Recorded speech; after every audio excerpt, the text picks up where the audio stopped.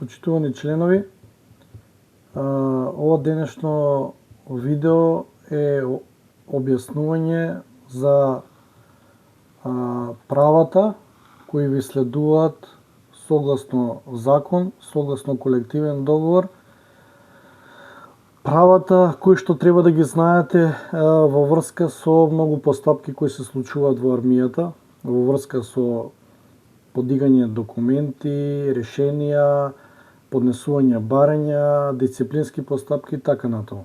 Во последниот период најчесто поставувано прашање и највише проблеми се појавуваат во врска со водење на дисциплинските постапки. Сакаме да ви објасниме како трае постапката за дисциплинска водење дисциплинска постапка врз припадникот на армијата, бидејќи имам информации дека голем дел од нив се злоупотребуваат со цел вршење притисоци, мобинг, вознемирување на работно место и така натаму, со цел да се нанесе некој вид на страф и ред, како што смета дека преку тој начин ќе се спроведе, а не преку нешто како што е нормално и што треба да биде како дисциплина во армијата. Затоа ќе ви образложиме како трае дисциплинска постапка. Припадникот на армијата на кој му се поднесува дисциплинска пријава, тоест иницијативата и целата постапка се води по писмен пат, како што се издаваат решенија, како што и доставуваат решение со доставница, така и ви се доставува иницијатива за дисциплинска постапка. Ако не ви се даде написмено да подпишете доставница за примена иницијатива, фактички таа постапка, ако продолжи да се води, е незаконска.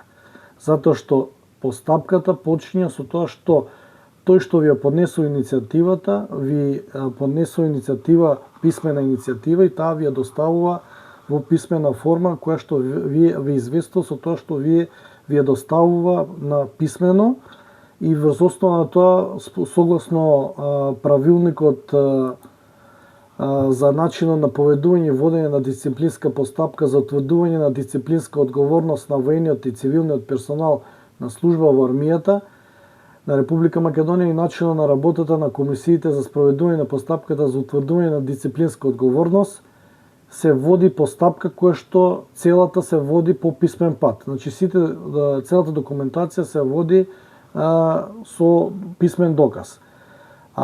Имаме случаеви и информации дека голем дел од посебно професионалните војници ќе им е доставувана, не им е ни воопшто доставувана дисциплинска иницијатива за дисциплинска постапка, туку веднаш им е доставувано решение за казна, што е спротивно на овој правилник и спротивно на законот за служба во армијата, и тоа се злоупотребува од тие лица кои што тоа ви го прават, значи од подписникот на решението како прво за казната, председателот на комисијата што води постапката, членовите комисијата и така натаму.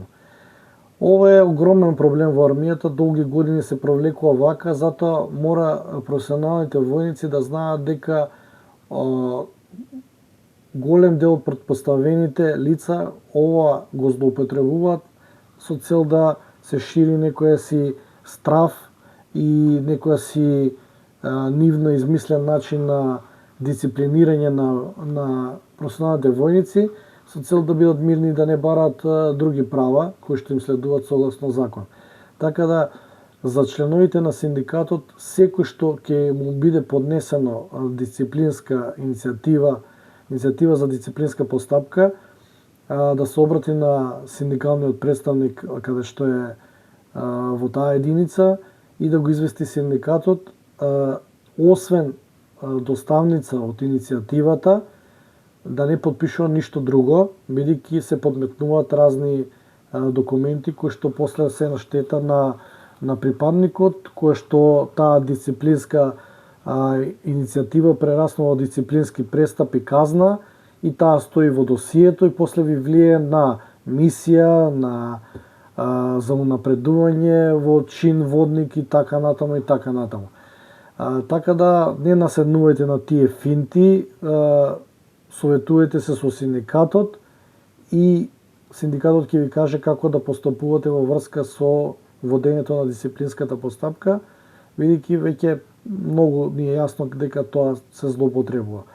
Во врска со поднесување на документи и решенија, секој припадник кој што согласно закон има право и треба да поднесе барање за неостварување на некое законско право, согласно Законот за служба или колективниот договор, има право да поднесе писмено барање до единицата каде што е, во случај да не се барањето да не биде примено од надлежните во единицата за примање на тоа барање, секогаш постои начин дека барањето да се постави до поголемата команда со образложение дека во единицата не ви е овозможено примање на тоа барање за да се оствари тоа право согласно закон и колективен договор што го барате.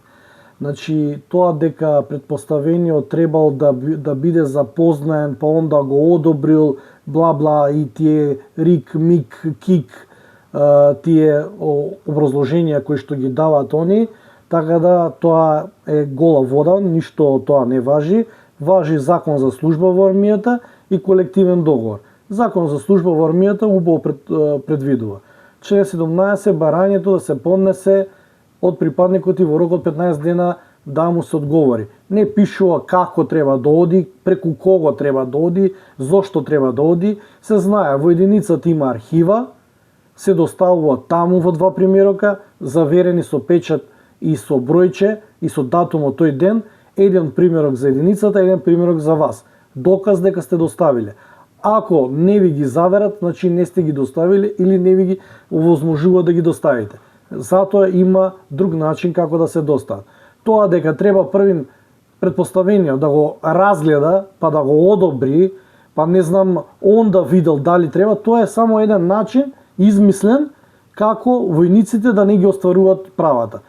Тоа се докаже еве 30 години дека војниците цело време се кочени само за да не идат напред.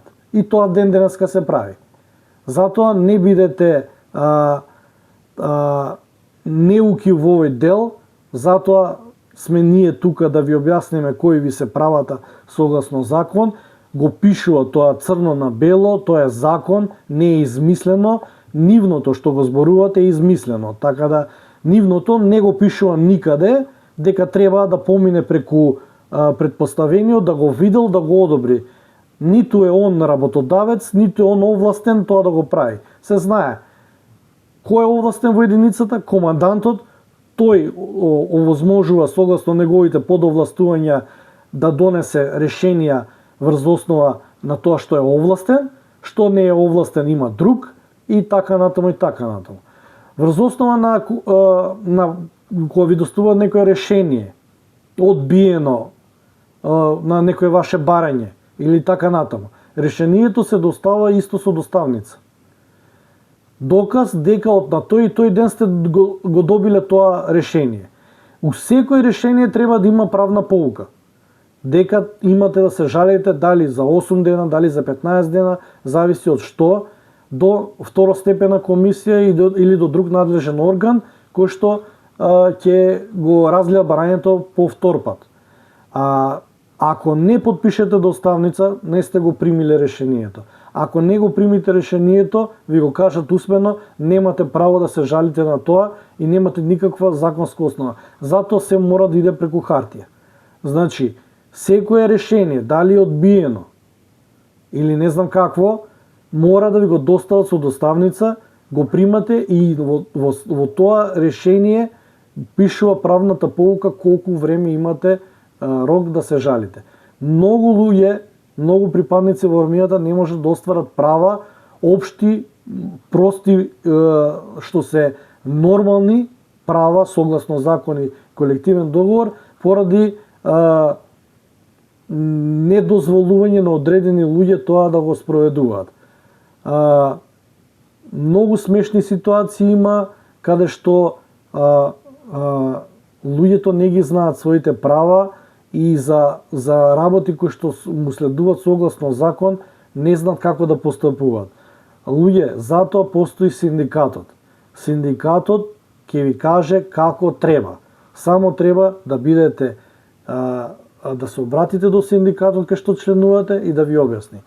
Другите синдикати ги видовме колку објаснуваат, затоа има и илјадници иницијативи врз професионални војници со цел да се казнуваат војниците за да се воведува некој ред. Уствари тоа е малтретирање, вознемирување, мобинг кој што трае со децении и дојдовме до тоа каде што дојде време да се докаже дека професионалните војници се дискриминирани цели 30 години за една основна работа која што сите у државата имаат, а тоа е договор на неопределено време, а да не збориме за другиве работи.